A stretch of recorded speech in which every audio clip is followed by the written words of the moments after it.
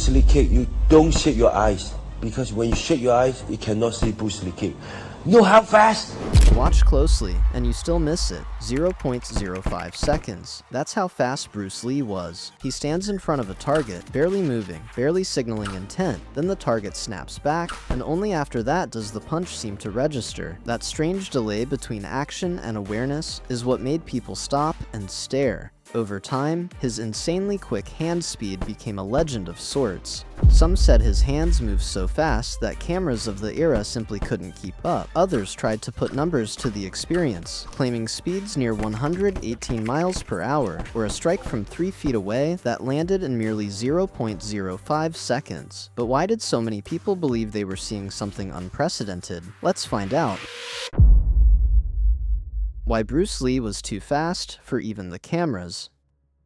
When people first began talking about Bruce Lee's speed, they didn't reach for technical language immediately. Most of them were just confused about what he actually used to do during the fights. Moments that make you go, wait, what just happened? In training halls and small demonstrations, the same reaction kept repeating. They would fix their attention on his hands, waiting for the strike to begin, and instead hear the impact first. The sound arrived, the target reacted, and only then did their vision catch up. That gap was unsettling because it felt impossible. Movements aren't supposed to work that way. Heck, people aren't supposed to work that way. This is where cameras entered the story, and things got even stranger. Film equipment in the 1960s and 70s had clear limits. Frame rates were lower, motion blur was unavoidable, and shutters simply weren't designed to capture movements that started and ended inside the blink of an eye. When Bruce Lee struck, footage often showed a hand appearing halfway through the motion, or not even appearing at all. Even slowed playback didn't always solve the problem. The punch was there, then it wasn't, and viewers were left filling in the gaps. What made his legendary speed harder to dismiss was the consistency of the reports. This wasn't just one dramatic account retold too many times. Different observers, in different settings, described the same experience, a strike that felt instantaneous, a movement that didn't announce itself. There was never a big wind-up or any obvious cue for the eye to latch onto. The idea of a human with superpowers. It was simply fascinating. Naturally, people started searching for explanations. Then numbers came in to give shape to the mystery. Some tried to measure his hand speed, and somewhat found it nearing 118 miles per hour. A punch from 3 feet away, landing in 0.05 seconds, which is only 5/100th of a second. I can't imagine myself doing anything that fast. Whether those figures were measured under perfect conditions or not became a secondary debate. The primary reason for their existence was that people were trying to describe something that didn't fit their usual reference points. After a while, skepticism followed, and it was expected. Many questioned the measurements, while some even questioned the entire accounts of Bruce's hands reaching unbelievable speeds. That tension actually sharpened the conversation because it forced a more interesting question. If Bruce Lee's speed felt unreal to so many people, what exactly were they responding to? The answer wasn't hiding in his fists. It was already happening long before the punch became visible, and that's where the story heads next. The body behind the blur.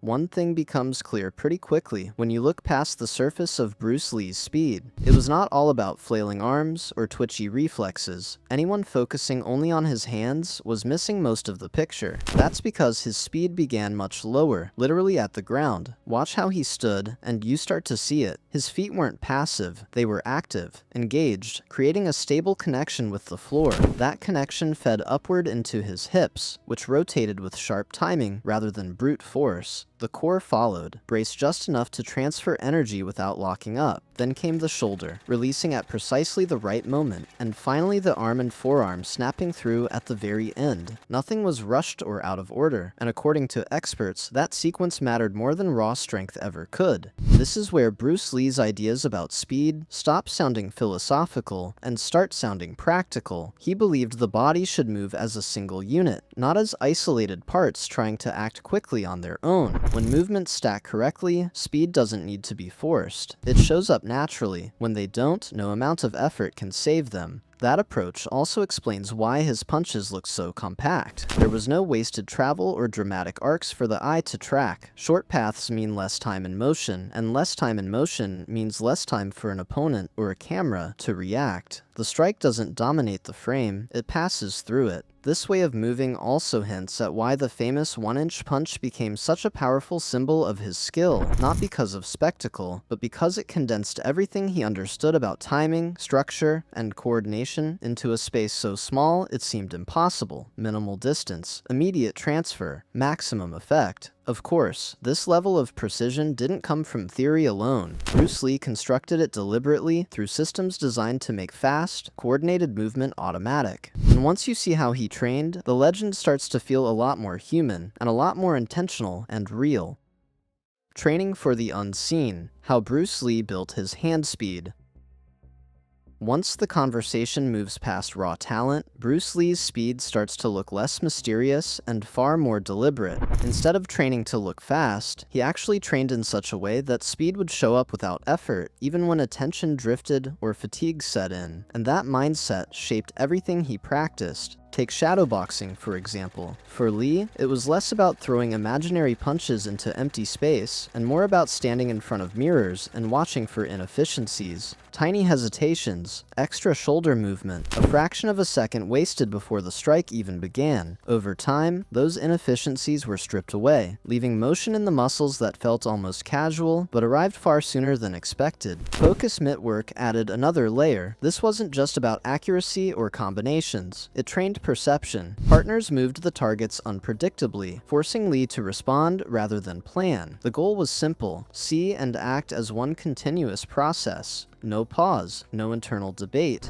By the time a target registered consciously, the strike was already underway. The wooden dummy pushed that idea further. Its rigid arms and fixed structure punished sloppy transitions. Every movement had to flow into the next, sometimes in tight sequences, sometimes under awkward angles. Speed here wasn't about rushing, it was about staying relaxed enough to move instantly when an opening appeared. Then, there were the reflex drills that became almost legendary in their own right. Coin grab demonstrations, where a coin dropped without warning and had to be snatched mid-fall, catching falling objects before they hit the ground. Simple drills on the surface, but brutal in what they demanded from the nervous system. Reaction time wasn't trained in isolation, it was trained under surprise. Physical explosiveness played its part as well. Plyometric push-ups, jump squats, and other explosive movements were used to build fast-twitch muscle response. Not bulk, not endurance, just the ability to produce force quickly and then relax again. What tied all of this together was mental speed. Bruce Lee worked to shrink the distance between seeing and doing until it practically disappeared. At that point, speed stopped feeling like a choice. It became the default, and all of that work funneled into one striking demonstration: the 1-inch punch. Defense didn't fail because it was wrong. It failed because it arrived too late. Speed as a weapon, why it changed martial arts forever. In real exchanges, speed isn't just about landing first, it's about controlling the rhythm of everything that follows. Bruce Lee understood that deeply. When his strikes arrived before opponents could settle into a response, the entire exchange tilted in his favor. Counters dissolved before they formed. Timing belonged to him. That advantage became even clearer under fatigue. As most fighters slowed, Lee worked to maintain sharpness. His training wasn't built around peak moments alone, but around sustaining speed when the body wanted to hesitate. That's when technical efficiency mattered most, and that's when his approach paid off. Film complicates this story. Choreography requires clarity and safety, which naturally dulls real speed. Even so, audiences still sensed something unusual, movements that felt abrupt, impacts that landed with a snap. The camera couldn't fully hide what was happening, even when it tried to smooth it out. Culturally, this shifted how martial arts were perceived, especially in the West. Strength and toughness gave way to efficiency and timing. Speed stopped being a flashy bonus and became a central goal. Bruce Lee's influence pushed training philosophies toward shorter movements, quicker reactions, and a focus on economy rather than excess. That legacy still shows up today.